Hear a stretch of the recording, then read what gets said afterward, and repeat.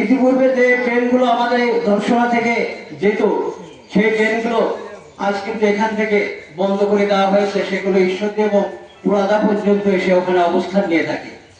তো সেই হিসাবে আমরা অনুরোধ করব, আপনারা সেই দুটি ট্রেন পুনরায় চালু করুন। অত্র এলাকার মানুষের যোগাযোগ, যাতায়াত এবং ব্যবসা বাণিজ্যের পক্ষে দেখা যায় সুগম করে তুলুন।